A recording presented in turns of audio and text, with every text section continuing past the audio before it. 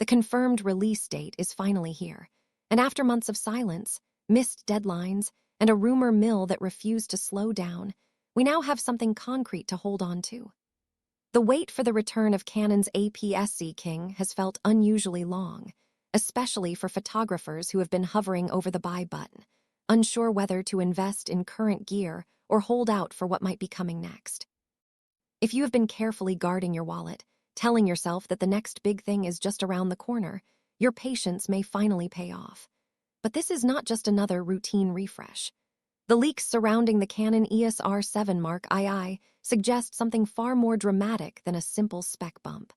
The whispers point toward a philosophical shift in how Canon approaches its enthusiast and semi-professional lineup. It is the kind of change that could energize hybrid creators, while simultaneously unsettling traditionalists who still believe in mechanical precision over digital abstraction. For months, the expectation was that this camera would arrive last year. Then the conversation shifted toward February, perfectly timed to steal the spotlight at CP Plus in Japan. February has come and gone without the dramatic unveiling many expected. The silence was frustrating, especially for those who skipped upgrading in anticipation. Yet credible supply chain chatter now points to a May announcement, which means late spring availability if production lines stay on schedule. That timing suggests Canon is not rushing this release. Instead, it appears they are carefully positioning the R7 Mark II as a strategic counterpunch in a market that has grown fiercely competitive, particularly in the APS-C segment where performance expectations have skyrocketed. To understand why this launch matters so much, you have to look at where the current Canon EOS R7 sits in Canon's lineup. In Canon's naming hierarchy, single-digit bodies traditionally represent authority and performance. The R7 stands at the top of the APS-C range, above models like the Canon EOS R10, the Canon EOS R50, and the entry-focused Canon EOS R100.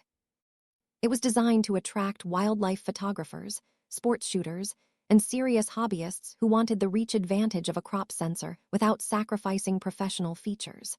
The original R7 delivered impressive resolution and burst rates, but it was not without quirks. Its ergonomics divided opinion, and certain design choices left professionals wishing for refinement. The Mark II appears ready to address those frustrations directly. At the center of the discussion is the sensor. The current R7 uses a 32.5 megapixel chip, already pushing the limits of APS-C density. Rumors now present two possibilities. One theory suggests Canon will leap toward 40 megapixels, offering unprecedented cropping flexibility for bird and wildlife photographers who constantly crave more reach. The alternative theory feels even more transformative, maintaining a similar resolution but adopting stacked backside illuminated architecture. The word stacked is what sets the rumor forums ablaze. A stacked sensor dramatically increases readout speed, which reduces rolling shutter distortion and improves electronic shutter reliability. In practical terms, that means cleaner pans in video and more accurate capture of fast-moving subjects. The most controversial rumor tied to that stacked architecture is the potential removal of the mechanical shutter entirely. If the Canon EOS R7 Mark II becomes Canon's first interchangeable lens body to rely purely on electronic capture, it would mark a historic shift. Mechanical shutters have long served as reassurance for photographers worried about flicker under artificial lighting or distortion in high-speed scenes. Eliminating that physical curtain signals extraordinary confidence in sensor readout speed. It also reduces moving parts, potentially increasing durability and lowering vibration. For video shooters and hybrid creators, this evolution feels inevitable. For purists who grew up on DSLRs, it may feel like the end of an era. Video capabilities are also expected to take a substantial leap. Oversampled 4K at 60 frames per second seems almost certain, and there are persistent murmurs of 4K at 120 frames per second in 10-bit color with Canon Log 3. That specification alone would transform the R7 Mark II into a compact cinema companion, especially for creators who need slow motion without stepping into full-frame territory.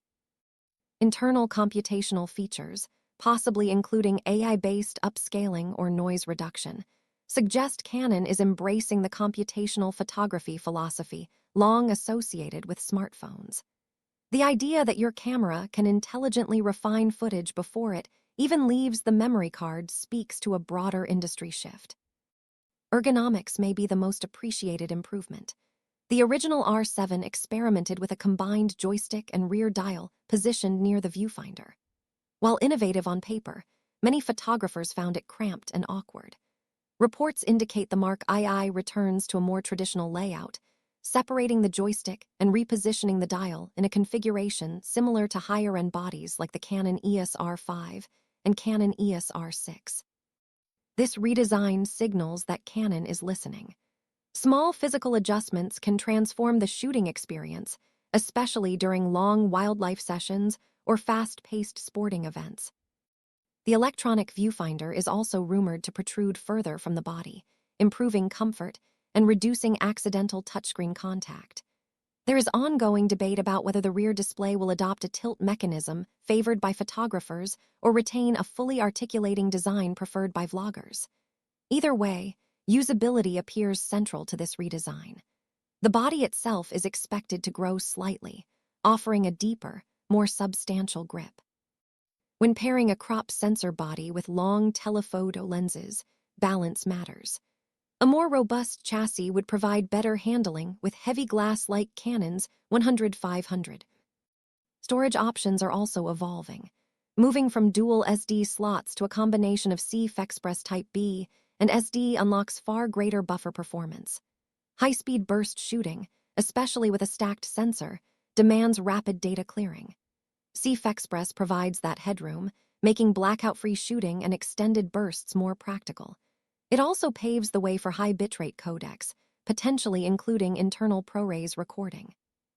These changes collectively elevate the R7 Mark II closer to professional territory. Stabilization remains one of Canon's strengths. An IBIS rating approaching 8.5 stops when paired with compatible lenses borders on astonishing. Hand-holding slower shutter speeds becomes feasible, and handheld video gains a steadier, more cinematic look. Combined with electronic shutter advancements, this level of stabilization further positions the camera as a hybrid powerhouse. So should you wait?